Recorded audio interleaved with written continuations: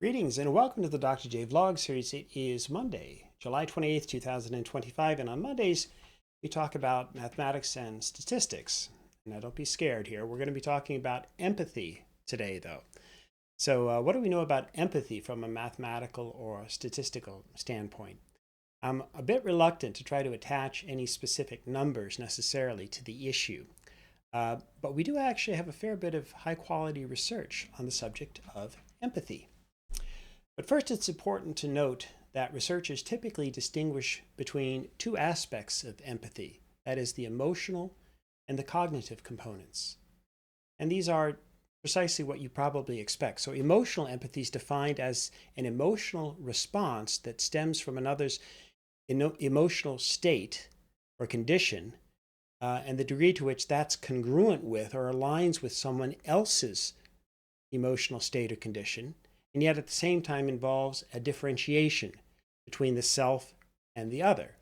So basically, it's the equivalence of when we say to someone or something like, "Oh, I really feel your pain," and you literally have an emotional and an affective response that usually parallels and yet is distinct from what the other person's experiencing. Okay, so that's one element, and then there's the cognitive empathy component. And that's the ability to infer somebody else's affective state. Okay, so you recognize that someone else is experiencing a strong emotion of some kind, and you can accurately then identify what it is that they're experiencing, what they're feeling. So it's much like when we say something like, wow, I can tell you're really angry about this, or I can see you're really sad about what happened. So again, that's offering a cognitive appraisal where you can accurately gauge or identify what the person's feeling. So again, cognitive empathy is considered a cognitive function, and emotional empathy is a non-cognitive function, and yet the two are intimately intertwined with one another. So that said, researchers have developed and validated different kinds of scales to measure people's empathy. And so for today's vlog, I thought we could have a little bit of fun with this in that regard. And just looking at one specific measure of empathy. And this is something called the basic empathy scale. So what I'm going to do is actually go through this with you folks and ask you to respond to the series of items. Okay, so basically what I'm going to do is we'll do this little test, and you should keep track of this for yourselves. And then I'm going to put the whole thing up on screen so you can look at it in a more holistic fashion. Okay, so first then let's do this brief survey. Okay, so basically I'm going to share 20 distinct statements, and you're going to indicate whether you strongly disagree, neither agree nor disagree, in other words, you're neutral, agree, or strongly agree with each of the statements. Okay, so I'm going to read the statements, and for each one, I want you to indicate whether or not you strongly disagree. Maybe write it down or put it on your phone, or if you computer, if you're at a laptop, whatever. So indicate for each item whether you strongly disagree, neither agree nor disagree, you're neutral, agree, or strongly agree with each of the statements. You ready? All right, so here we go. Here's the first one. And I'm going to actually call these out by number, right? So number one, my friend's emotions don't affect me much. Yeah, number one. My friend's emotions don't affect me much. Strongly disagree, neither agree nor disagree, agree, or strongly agree. Number one, my friend's emotions don't affect me much. Number two, after being with a friend who is sad about something, I usually feel sad. Once more, number two, after being with a friend who is sad about something, I usually feel sad. Number three, I can understand my friend's happiness when she or he does well at something. Again, number three, I can understand my friend's happiness when she or he does well at something. Number four, I get frightened when I watch characters in a good scary movie. Number four, I get frightened when I watch characters in a good scary movie. Number five, I get caught up in other people's feelings easily. Number 5, I get caught up in other people's feelings easily. Number 6, I find it hard to know when my friends are frightened. Number 6, I find it hard to know when my friends are frightened. 7, I don't become sad when I see other people crying. 7, I don't become sad when I see other people crying. 8, other people's feelings don't bother me at all. Number 8, other people's feelings don't bother me at all. 9, when someone is feeling down, I can usually understand how they feel. 9, when someone is feeling down, I can usually understand how they feel. 10, I can usually work out when my friends are scared. Exercise. 10, I can usually work out when my friends are scared.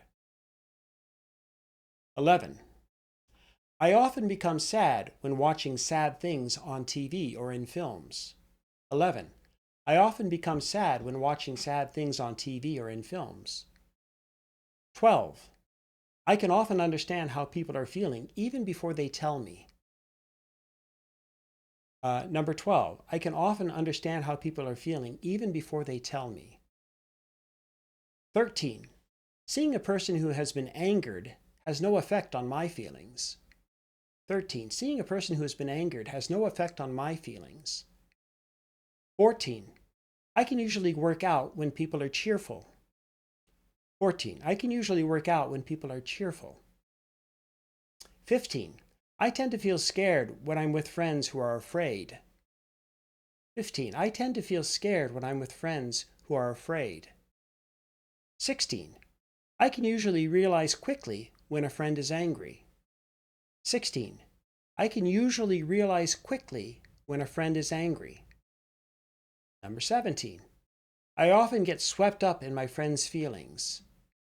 17, I often get swept up in my friend's feelings. Almost done. Remember, there's 20. 18, my friend's unhappiness doesn't make me feel anything. 18, my friend's unhappiness doesn't make me feel anything.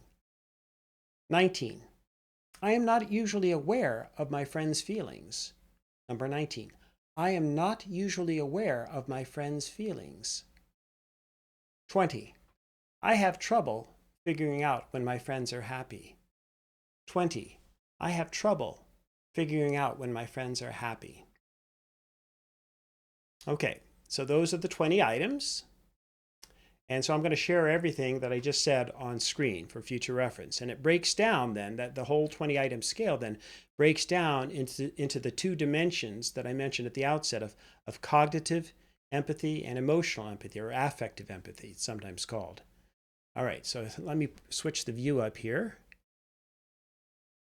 Hopefully this works. Again, I don't know how well you're going to be able to see this, especially if you're on a phone or what have you, but nonetheless, there we go. All right, so these are the 20 statements, and then you'll see the scoring to the right there, and they are reverse scored depending on whether it's a positive or a negative statement. And so if you want to take this again, I recommend doing so and maybe printing off a copy or doing this again on a different day and then summing up your total scores. And what you'll find is that there's 9 items for cognitive empathy and 11 items for emotional or affective empathy. All right. So again, just to let you know, the 9 items for cognitive empathy are numbered. You'll see the numbers there. They're items number 3, 6, 9, 10, 12, 14, 16, 19, and 20. Again, the 9 items for cognitive empathy are items number 3, 6, 9, 10, 12, 14, 16, 19, and 20.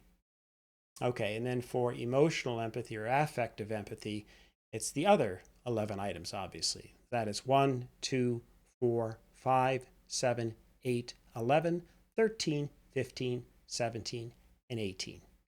Now your score can range, if you combine these two into one overall score, from a low of 20 then, depending upon, again, on your responses and the corresponding numeric, So if you can have a low of 20, which would mean basically you're a complete psychopath who lacks empathy of any kind. And then at the other end of the continuum, you could score 100, at least potentially, right? Meaning you're in some ways almost kind of crazy on the other side, almost caring too much, if you will. Okay.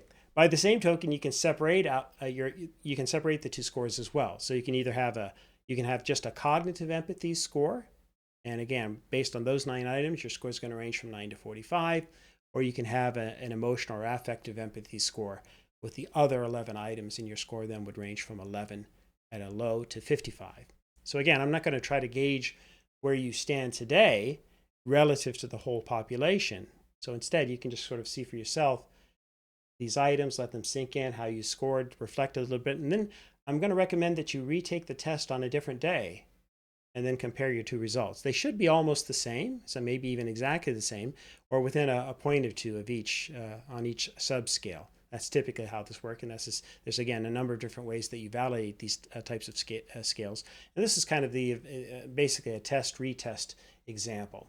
But on a different day, you might have slightly different responses. You might be in a slightly different frame of mind or feeling a little bit differently. And so your scores could vary, but they shouldn't vary too dramatically.